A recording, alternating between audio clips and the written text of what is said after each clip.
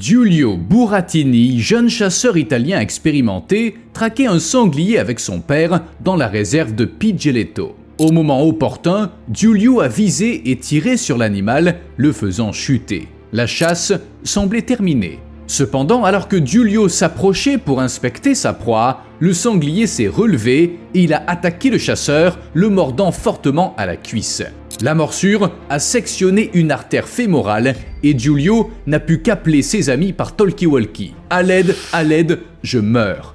Lorsque les secours sont arrivés, ils se sont précipités pour réanimer l'homme, mais il avait perdu trop de sang et il est décédé dans les bras de son père. L'histoire de Giulio est triste et choquante, car il aimait la chasse et il possédait les compétences nécessaires. Cependant, il semble avoir sous-estimé le fait qu'un sanglier peut être encore plus dangereux qu'un ours. Selon huntercourse.com, les sangliers font partie des animaux les plus dangereux à chasser. Ils sont résistants, rapides et incroyablement intelligents. En fait, des études suggèrent qu'ils font partie des animaux les plus intelligents de la planète. Si on combine ces qualités avec des défenses acérées et un tempérament imprévisible, on obtient une combinaison mortelle. Oui, les sangliers attaquent parfois les chasseurs. Ces animaux ne reculent devant rien, il est donc important de ne pas rater son coup. De nos jours, les gens sont attachés au concept de chasse éthique. Il s'agit non seulement de connaître et de respecter les animaux et de se plier aux lois, mais aussi d'être assez compétent pour tuer proprement, d'un seul coup, en réduisant au minimum les souffrances. C'est pourquoi les chasseurs visent les parties vitales de leur proie, en particulier le cœur et les poumons. Un tireur d'élite peut même viser le cou, mais seulement s'il est certain d'atteindre la moelle épinière. En revanche, il ne faut jamais viser la tête. Bien sûr, en général, tirer une balle dans la tête d'un animal le tue sur le coup. Cependant, bien que les sangliers soient intelligents, ils n'ont pas un gros cerveau. Oui, c'est paradoxal. Il est arrivé que des chasseurs croient avoir touché un sanglier à la tête, mais qu'à leur approche, l'animal se relève d'un bond et leur fonce dessus. Peut-être que le pauvre Giulio avait aussi visé la tête du sanglier. En outre, viser la tête n'est pas facile du tout. Le petit cerveau du sanglier est bien protégé par un crâne épais et robuste et une peau résistante. De plus, il s'agit d'une cible mouvante et plutôt rapide. Pour abattre un sanglier d'un seul coup à la tête, il faut non seulement des balles ou des flèches appropriées, mais aussi un niveau de compétence incroyable. Même les chasseurs les plus expérimentés n'y parviennent pas toujours, c'est pourquoi ils ont tendance à jouer la carte de la sécurité. Or, tirer plusieurs fois dans la tête d'un animal semble contraire à l'éthique. Ça cause une douleur inutile à l'animal et ça augmente le danger pour l'homme, car le sanglier, déjà agressif, devient encore plus hostile. De plus, le crâne des sangliers formant un angle assez fermé, les balles risquent d'être déviées plutôt que de le transpercer. Et lorsque les sangliers se nourrissent, ils sont presque toujours en mouvement, surtout au niveau de la tête. Tout ça augmente le risque de tir raté, et chacun de ces ratés peut avoir de sérieuses conséquences. Si le sanglier décide de s'enfuir au lieu de charger le chasseur, passe encore, c'est toujours mieux que de subir une morsure mortelle. Mais il est presque impossible de retrouver un sanglier blessé, tout comme un cerf blessé. Ne vous attendez pas à voir une traînée sanglante. Le sang doit d'abord traverser la graisse et la fourrure, de sorte qu'il peut n'être visible qu'à 30 à 45 mètres de l'endroit où le sanglier a été blessé. Bon courage pour retrouver l'animal. Évidemment, cette vidéo ne parle que de chasseurs titulaires d'un permis. La chasse est encore pratiquée dans de nombreux pays et par endroits, le gouvernement encourage même la chasse aux sangliers. Mais revenons-en au tir à la tête. Outre le fait de devoir gérer une cible en mouvement, il y a un autre problème, la gravité. Il serait étrange que la gravité n'affecte pas la trajectoire de la balle. En effet, les balles ne volent pas tout droit vers leur cible, la gravité joue sur leur trajectoire.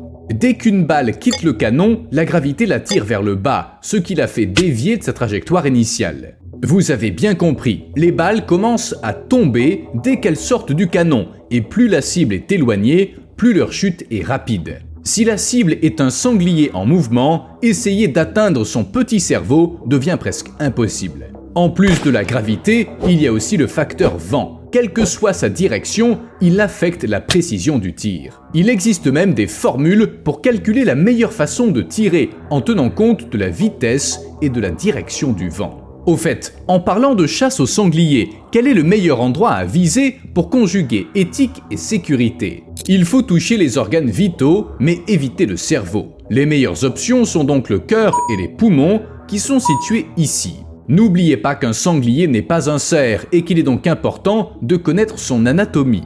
À défaut, on risque de toucher les intestins, ce qui n'est pas très efficace. Mais si un organe vital est touché, le sanglier s'effondre sur place. Il est ainsi possible de se remettre rapidement en chasse si nécessaire, sans avoir à pister un animal blessé. De plus, personne n'a envie d'être poursuivi par un gros sanglier doté d'énormes défenses, n'est-ce pas? Viser le cou est aussi une bonne stratégie qui permet d'abattre l'animal en brisant sa colonne vertébrale, à condition de bien toucher le cou. Pour savoir où viser, imaginez une ligne allant des pattes avant du sanglier au sommet de son échine. Visez à environ un tiers de la hauteur de la panse, le long de cette ligne. Viser cet endroit permet d'éviter bien des erreurs. Mais il est important de tenir compte de l'individu. Si c'est une laie ou un mâle pesant moins de 56 kg, un tir latéral fera l'affaire. Il suffit de viser entre la patte avant et le milieu de la poitrine et le tour est joué. Il est difficile d'atteindre le cœur en raison de sa position basse, mais toucher les deux poumons garantit une mise à mort rapide et sans cruauté. Si le sanglier est plus imposant, le problème vient de l'armure qui protège les organes vitaux.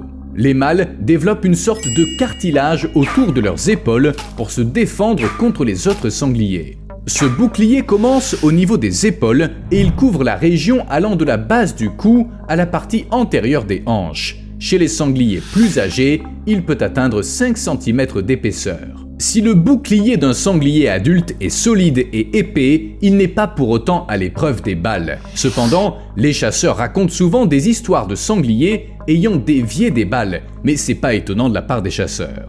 Enfin, voici un dernier argument. Si on vise l'endroit dont on a parlé, on peut même se permettre de tirer légèrement de travers et de rater le cœur et les poumons. Bien sûr, d'un point de vue éthique, c'est moins bien, mais après un tel tir, le sanglier ne s'enfuira pas loin. La blessure le ralentira, elle l'empêchera d'attaquer et elle permettra au chasseur d'effectuer un autre tir pour achever la bête.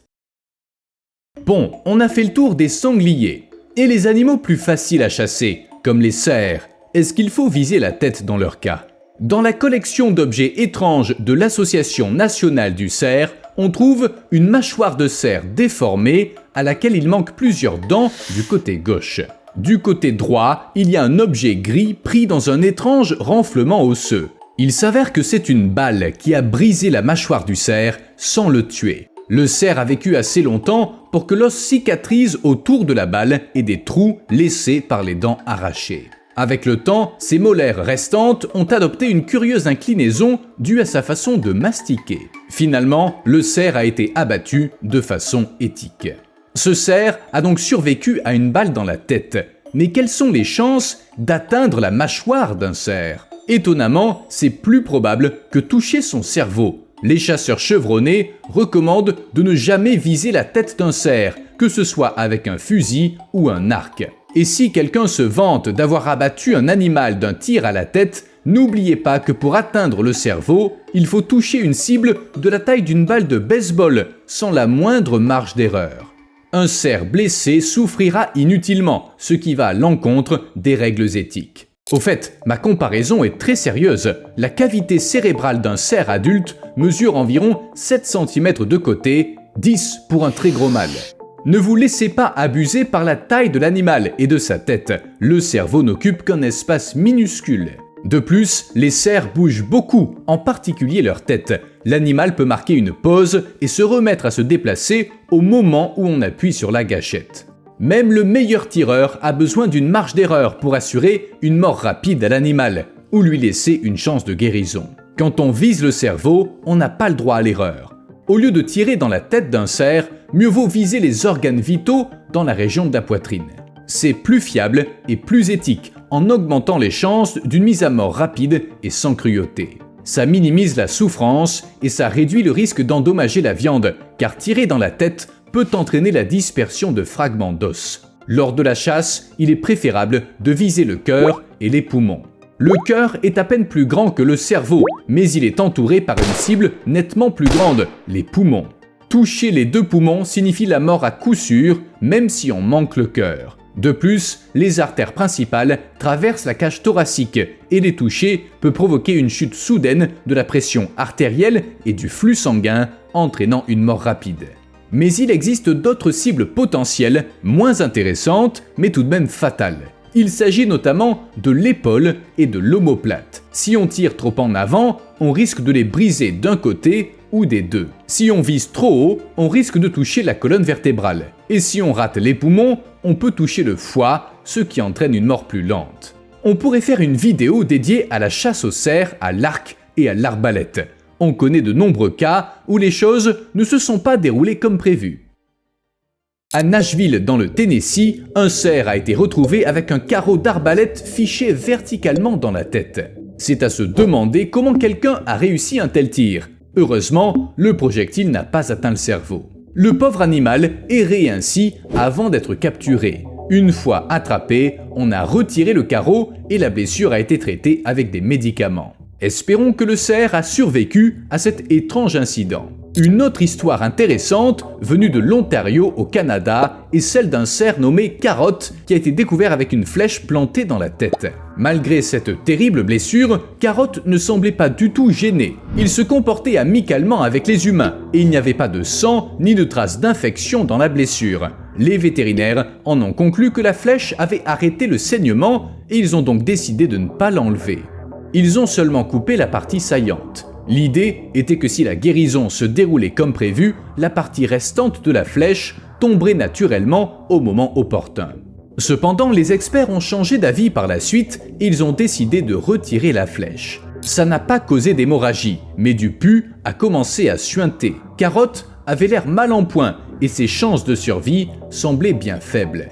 Mais il a survécu et il s'est complètement rétabli. On peut même considérer qu'il s'agit d'un miracle de Noël puisque ça s'est produit en hiver. Voici un autre cerf avec une flèche dans la tête, cette fois dans le New Jersey. En fait, tant que la flèche ne touche pas d'artère ou d'organe vital, provoquant une infection mortelle, l'animal peut facilement survivre à une telle blessure. Mais c'est pas une raison pour essayer chez vous.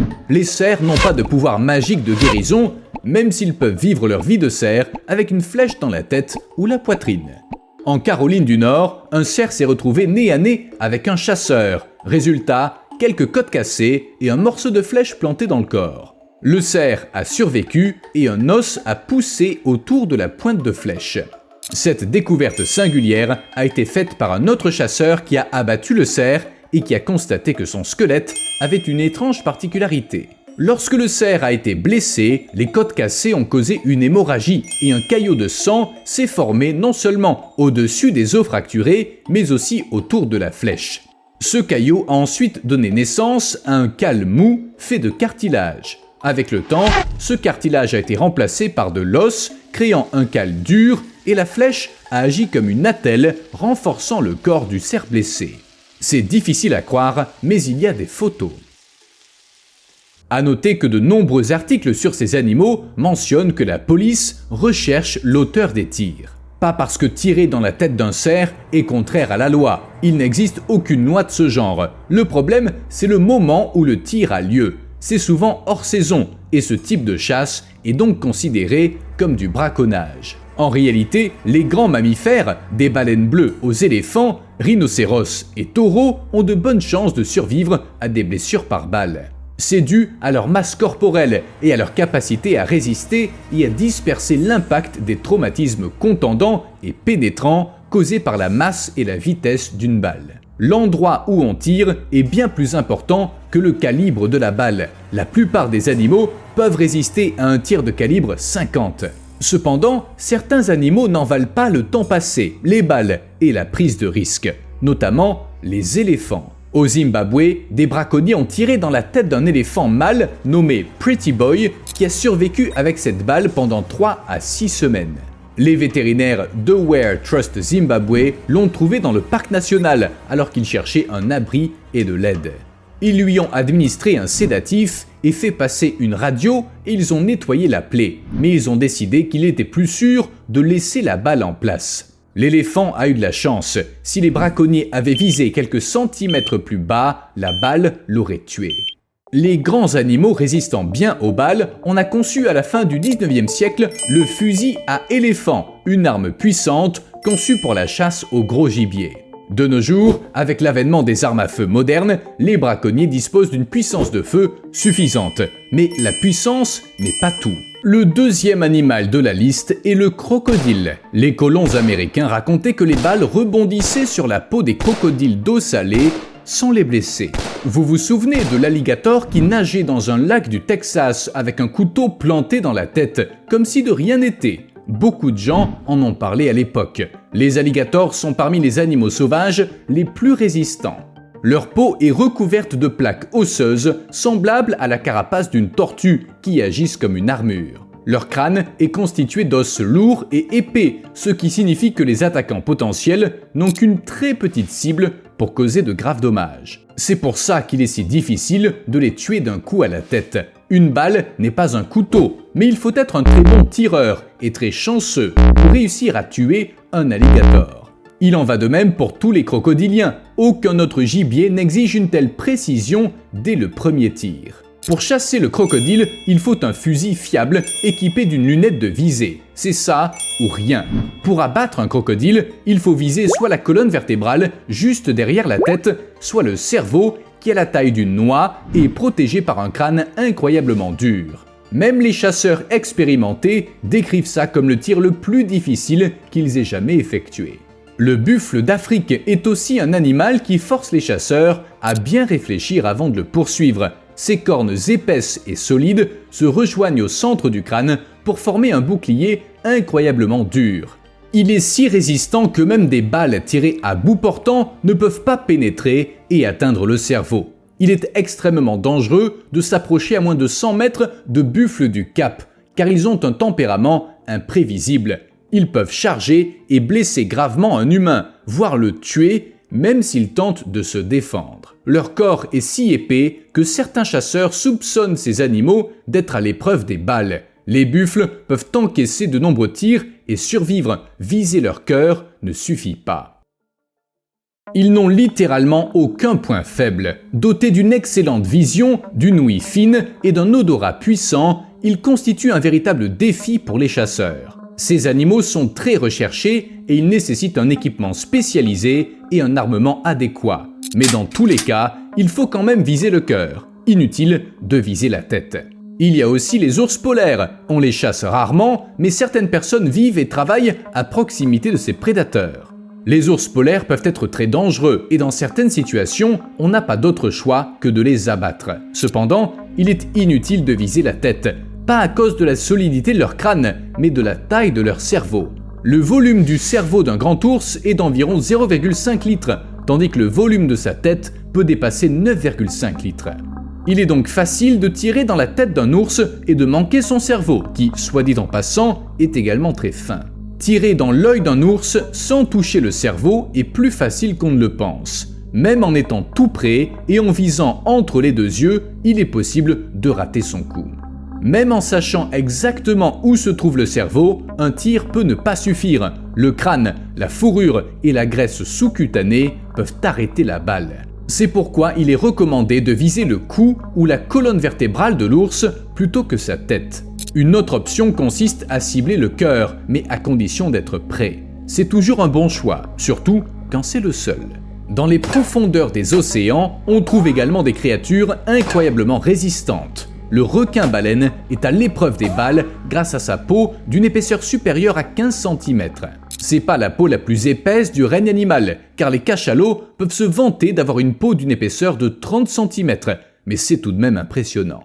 Les orques sont pas en reste, elles peuvent même survivre à un tir à la tête. En effet, une orque trouvée dans la Seine et qui a succombé à d'autres causes avait une balle incrustée à la base du crâne. Mais ça ne lui faisait ni chaud ni froid. Les orques sont non seulement redoutables, mais aussi indestructibles. Voici à quoi ressemble un crâne de baleine. Vous pensez vraiment qu'une balle pourrait l'endommager de quelque manière que ce soit? Lorsqu'on doit euthanasier une baleine échouée, on fait pas ça à coups de fusil. Il y a d'autres méthodes. Il est inutile de lui tirer dessus. On sectionne ses artères ou on injecte un cocktail de produits chimiques dans son cœur. Je sais, c'est pas très joyeux, comme l'idée de chasser des animaux. Mais pour beaucoup, il s'agit d'un loisir limité à certaines saisons en raison de la réglementation. Chasser en dehors de ces périodes est contraire à la loi. C'est pourquoi les chasseurs passionnés choisissent souvent de cibler les espèces invasives. Là, pas de restriction en dehors de la liste des espèces elles-mêmes.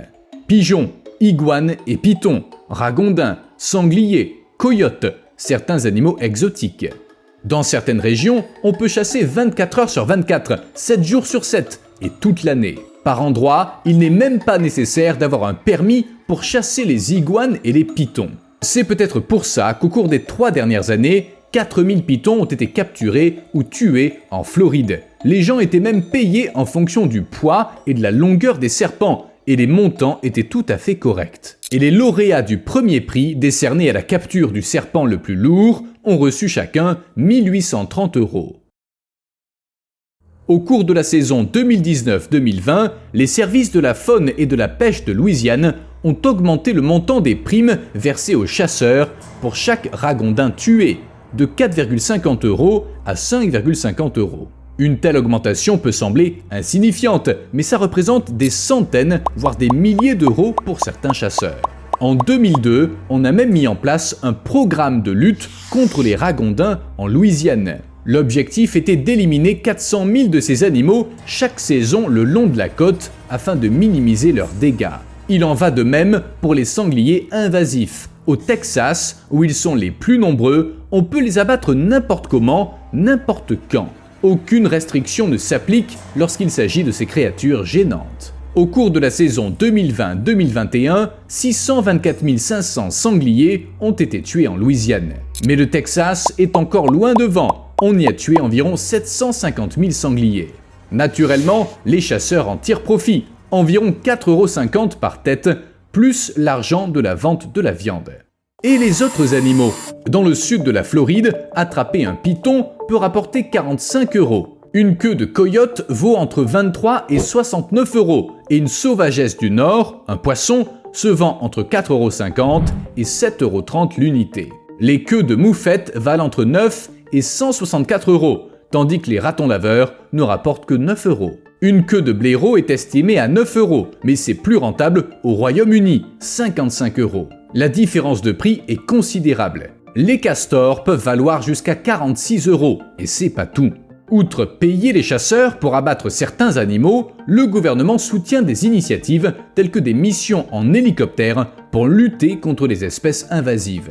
Selon le ministère américain de l'Agriculture, 42 333 sangliers ont été abattus au Texas en 2022, dont 23 301 par hélicoptère. Dans tout le pays, le nombre d'éliminations se monte à 551 558 entre 2018 et 2022. Néanmoins, le ministère envisage d'intensifier l'usage d'hélicoptères, d'acheter davantage de pièges et de recruter du personnel supplémentaire. Évidemment, ces mesures ont un coût élevé. Des entreprises privées proposent à toute personne intéressée de faire un tour en hélicoptère et de tirer sur des sangliers depuis le ciel à la mitrailleuse. Bien sûr, le prix est élevé et le ministère de l'Agriculture n'est pas très enthousiaste à l'égard de ces initiatives privées. Les chasseurs inexpérimentés atteignent moins souvent leur cible et les animaux apprennent à craindre les hélicoptères. Outre les hélicoptères et les armes à feu, on utilise également des bombes M44 pour tuer certains animaux. Il s'agit essentiellement de bidons disposés dans la nature et qui libèrent un nuage de cyanure de sodium lorsqu'un animal les déplace. Ça permet de tuer renards, coyotes et autres espèces cibles en 5 minutes. C'est rentable, mais ça présente un danger pour les autres espèces et même pour l'homme. On peut dire que cette méthode est sérieusement dépassée. La chasse aux espèces invasives se transforme progressivement en une industrie florissante. De moins en moins de chasseurs s'adonnent à ce passe-temps traditionnel pour le seul plaisir. Aujourd'hui, ils utilisent non seulement des fusils ou des arcs, mais aussi des caméras thermiques, des drones capables de libérer des toxines, des engins sous-marins guidés par IA et bien d'autres choses encore. Le jour où des robots androïdes se mettront à chasser à la place des humains, il faudra peut-être commencer à s'inquiéter. A plus.